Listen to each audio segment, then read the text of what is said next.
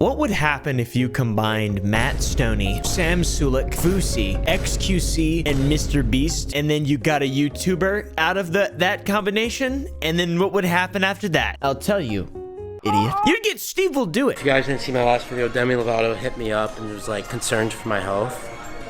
Bitch. The ultimate amalgamation of a lot of different personalities and things that exist on YouTube. Well, used to. He got banned off of the platform. When mentioning all those names initially, you probably would wonder how this could possibly be a reality or what this human would look like. It would look like something fucking Meat Canyon would draw. It's not possible for that many personalities to coexist in one entity. But in the Weasel timeline in which we reside, anything is possible. And it's come true. But also he's banned off of YouTube. And that's what this video is about. This video is about one of the most interesting cases of anything that I've seen, especially a person posting on YouTube and secondarily a person just getting yeeted. Steve Will Do It, aka Steven DeLeonardis. I don't even know if that's a real surname, to be honest, but he is known for his gambling antics and his high stakes lifestyle. This is every single car minus a Tesla and a Ferrari.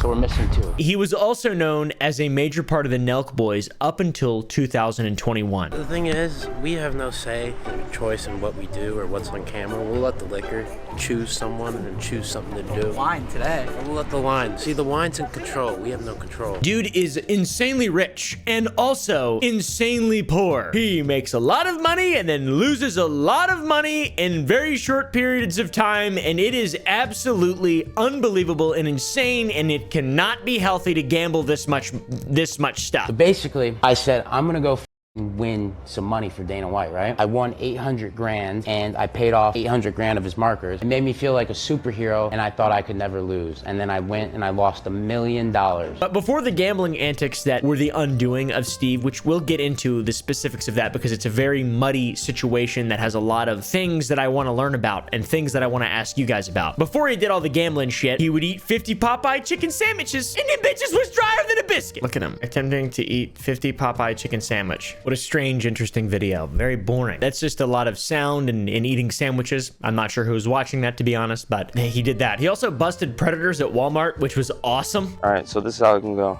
I can have the cops come right now, or you can have a conversation with me and we can talk and have a conversation. To be fair, Steve's just kind of standing there. Also, the man used to drink insane amounts of alcohol all at once. All right, so if Conor McGregor wins, I'm gonna drink this whole bottle. And by the way, this is how I found out who he was. The drinking stuff and the drug stuff. That's how I first saw Steve Will Do It. 3 pounds of weed connected to a leaf blower. Does anyone have anything important to do today? Holy shit, that is all weed. Oh my God.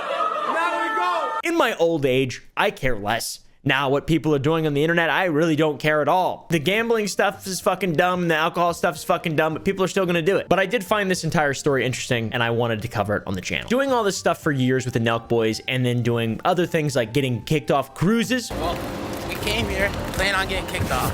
It happened, so congratulations. This video is insane. They're just heckling a show, and it's hard to get kicked off a cruise. You have to be a real piece of shit to get kicked off a cruise. Oh, this guy fucks. Let's go. Come down, please. Come Oh, down. sorry, I was hyping him up. By the way, it's important to note that Steve is just making fun of himself, and he's not bringing anybody down. Test results. Oh, I no, have- yeah. Oh, you got everything. I have autism. Clears me for anything No, I I do. need that one too. If I didn't have the autism, I'd probably be like a normal person. Be like, oh, I want to get a 9 to 5. Yeah. Go to college.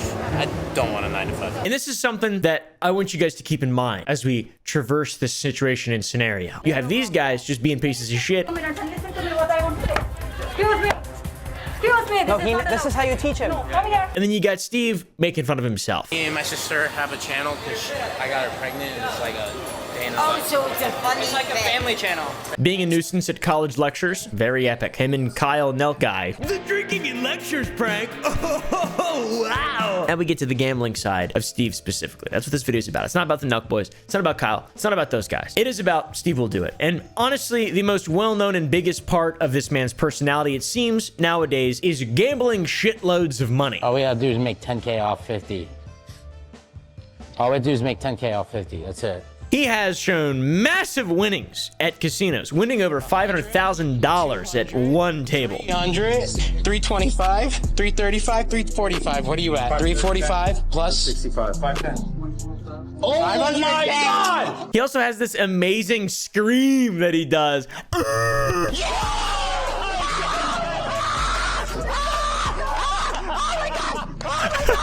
You can tell he really enjoys gambling. Oh my God.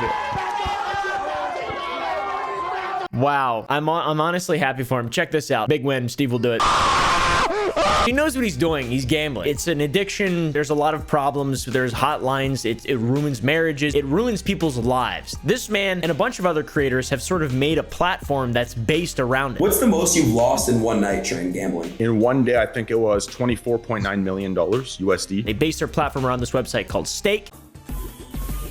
Oh my! No fucking way! Jesse, No, Max this is Max win. That's This is a Max win. That's Max This is a Max win. Also Rubits. Steve, lock in. This one. Cash. Are you digging cash? It's interesting. It's an interesting world, and in my opinion, it's strange. It's weird to be famous for gambling. I love to gamble, to be fair, but I also don't think that people should be making videos and content about gambling, and that is something that I believe and say wholeheartedly. Also, though, it's important to remember 99% of gamblers quit right before they hit it big. I mean, right before, like literally the minute before they hit it big. So Steve drinks. Shout out to Jim Leahy. This one's for you. You brought me a lot of joy in my life. He eats a lot of Popeye's chicken sandwiches. Yeah. And he fucking gambles. It is the elite lifestyle. The point is not to just scrape off all form of responsibility from this guy, because he does do a lot of really dumb shit, like a lot of people on YouTube.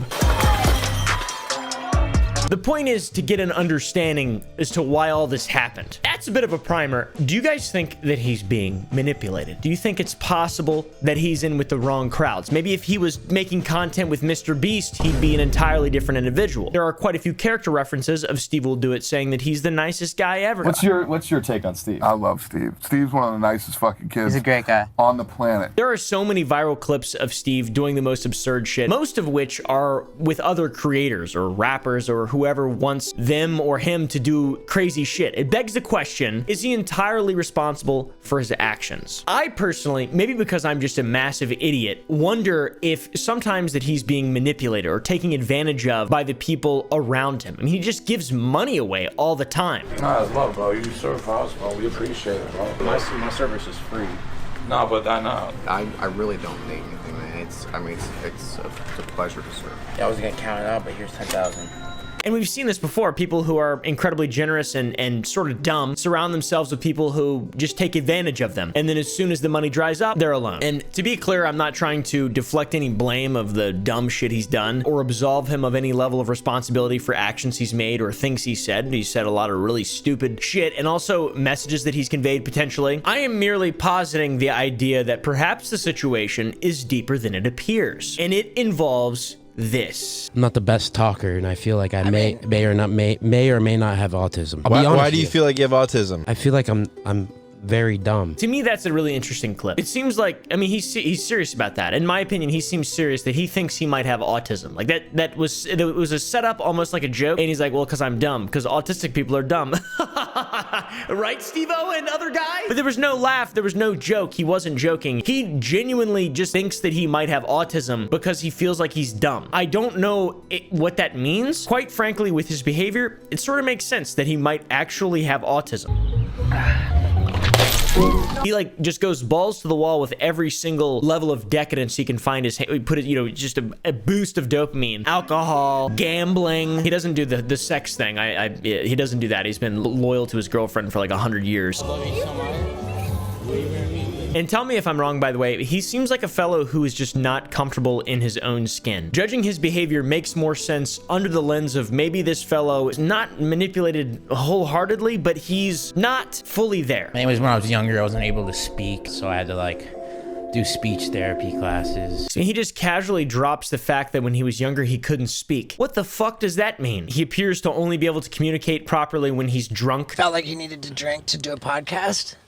I do, because I have I feel like I have autism. I may or may not. I don't know what that means. I'm not a doctor or a lawyer or anything that matters. A few arguments could be made as to why this man is being manipulated. His channel name is Steve Will Do It. It implies he will do anything, if you didn't know that, even chugging entire bottles of whiskey. So he drinks so much in front of people just to impress them. He even has drank an entire bottle of hot sauce or eaten 60 raw eggs in one sitting. There's also an image of him drinking 2 Bud Lights at once in front of Post Malone, one of the most beautiful humans that has ever graced the earth. Another example involves 6ix9ine. Are you dumb, stupid, or dumb? He got into a very heated situation during his friendship with incredibly controversial and shitty rapper 6ix9ine, Tekashi 6ix9ine. You know who that is? He's awesome. My music is trash. It's just hot trash, you know what I'm saying? 6ix9ine manipulated the shit out of Steve Will Do It, and that's 100%. They were friends for a long time, and he got him to make a video that he definitely should not have made. And it involves 2 people, Periku and Dirk.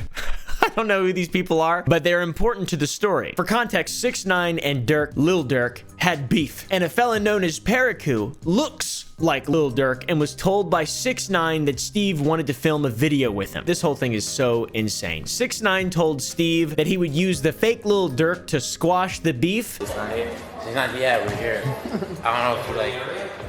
I don't know, maybe you want to like squash the beef. He's a nice guy. And Steve fell for it, went for it 100% balls to the wall. Perky didn't know that 6ix9ine was going to be there, and that was a huge problem. He was told he would only be filming with Steve because if he were to meet 6ix9ine, it could put him in a tough spot. And 6ix9ine, being the absolute fucking idiot that he is, put a King Von jacket on Perky. Like that. That's what we gotta do, bro. No,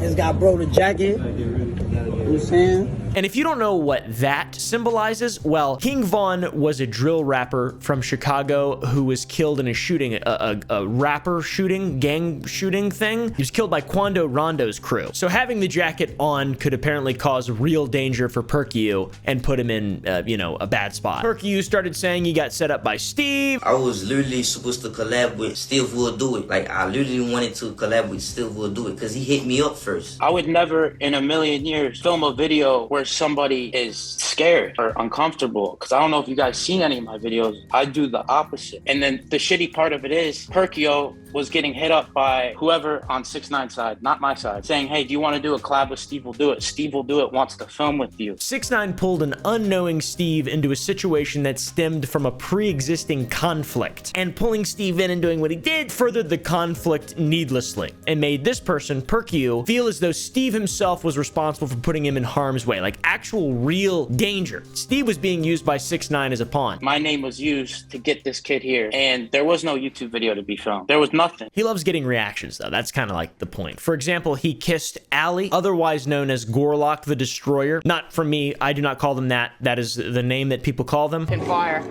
Oh! Then he asks if the kiss was good and checks the chat reaction. It's pretty good, right?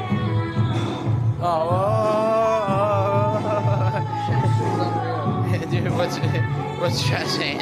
He also bought Ali a car. Oh my goodness! I'm just kidding. I got you this Range Rover. What? Let's go!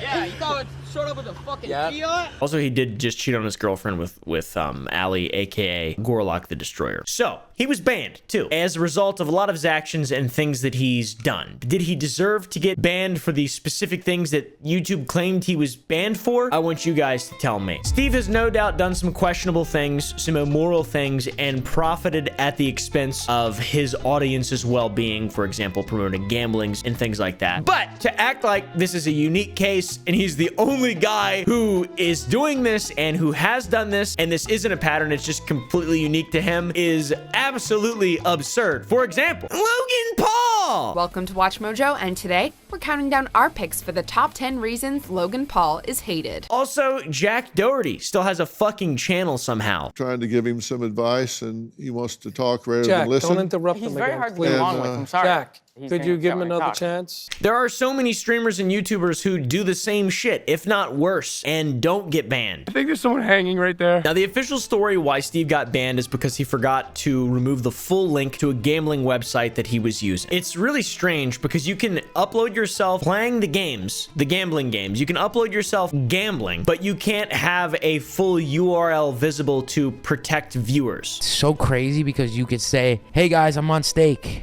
playing, gambling. Hey guys, I'm in Mexico, I'm on stake. That's part of community guidelines. They're fully good with that. Fully good with that. Okay. But the fact that it wasn't fully blurred, my channel got deleted, my second channel. It's crazy to me typing out the reason I'm not on YouTube. My videos were literally me. It's giving out money and having fun. I hope YouTube can forgive me and give me another chance. Here's him DMing somebody, I'm not sure who. I'm going to talk on YouTube Monday. Did you ever find out why you got banned? I made a new second channel and promoted it from my main channel after my second channel got deleted. The reason my second channel was deleted was stake.com was showed. You were allowed to play stake on YouTube. Also, my main channel had 0 strike. So, showed the thing, got a second channel deleted, and then tried to create a new channel, which is an instant ban. That is a rule on YouTube. When you have a channel removed for violating community guidelines or copyright strikes, whatever, you can no longer post at all. And when you get a strike, you can't just post on another channel either during your 7-day ban. That's also grounds for deletion, by the way, just in case you didn't know. And I saw this directly after watching a Sunny V2 video talking about the biggest YouTubers that got deleted, and it really didn't make sense why his channel was deleted in that video, and it still doesn't honestly make that much sense now. There's so many other people who have done far worse things than just show a link to stake and are still